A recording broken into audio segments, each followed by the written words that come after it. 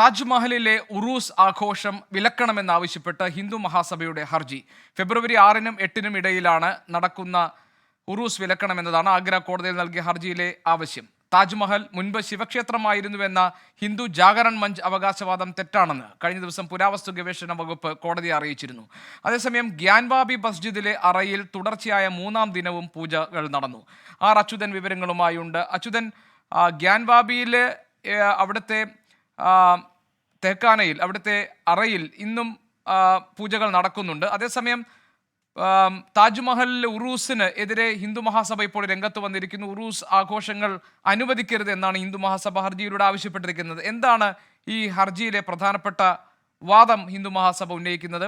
ഇതിന് രാഷ്ട്രീയ ലക്ഷ്യങ്ങളുണ്ടോ? ഗോപികൃഷ്ണൻ, ഈ ഹർജിയിൽ പ്രധാനമായും ഉയർത്തുന്നത് ഈ മുഗൾ ബ്രിട്ടീഷ് കാലത്ത് ഉറൂസ് ആഘോഷത്തിന് അനുമതി നൽകിയിരുന്നില്ല എന്നുള്ളതാണ്. ഈ ഹിന്ദുസേന നൽകിയിരിക്കുന്ന ആഗ്ര കോടതിയിൽ നൽകിയിരിക്കുന്ന ഹർജിയിലെ പ്രധാന വാദം. ഈ ഹർജിയോടൊപ്പം തന്നെ വിവരാവകാശ രേഖയും ഇതിനോടൊപ്പം ചേർത്തിട്ടുണ്ട്. ഉറൂസിന് താജ്മഹലിൽ സൗജന്യ പ്രവേശനം നൽകുന്നതിനെയും ഹർജിയിൽ എതിർപ്പ് ഉന്നയിച്ചിട്ടുണ്ട്. ഈ ഹിന്ദു മഹാസഭയുടെ ജില്ലാ പ്രസിഡന്റ് സൗരഭ് ശർമ്മയാണ് ഈ ഹർജിക്കാരൻ. എന്തായാലും ഈ ഹർജി നിലവിൽ ആഗ്ര കോടതി മാർച്ച് 4-ന് പരിഗണിക്കും.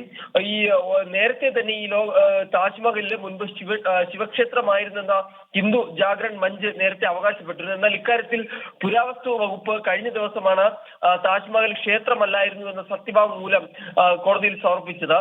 മുൻപ് തേജോമഹലായ എന്ന പേരിലുള്ള ശിവക്ഷേത്രമായിരുന്നു എന്നുള്ളതായിരുന്നു പ്രധാന വാദങ്ങൾ. പക്ഷേ അതിനെതിരായിട്ടുള്ള ഒരു റിപ്പോർട്ടാണ് പുരാവസ്തു ഗവേഷണ വകുപ്പും നൽകിയിരിക്കുന്നത്. എന്തായാലും ചില രാഷ്ട്രീയ ലക്ഷ്യങ്ങൾ കൂടി കണ്ടുകൊണ്ടാണ് ഇത്തരം ഹർജി ഇപ്പോൾ നൽകിയിരിക്കുന്നത്.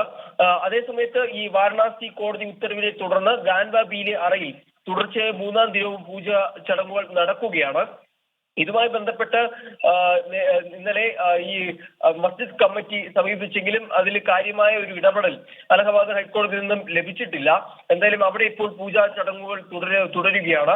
കനത്ത സുരക്ഷ ഒരുക്കണമെന്ന് പ്രത്യേകിച്ച് അലഹബാദ് ഹൈക്കോടതി ചൂണ്ടിക്കാട്ടിയിരുന്നു. ആ ഒരു സാഹചര്യത്തിൽ കനത്ത സുരക്ഷ ഏർപ്പെടുത്തിയാണ് ഈ പൂജാ ചടങ്ങുകൾ ഇപ്പോൾ പുരോഗമിക്കുന്നത്.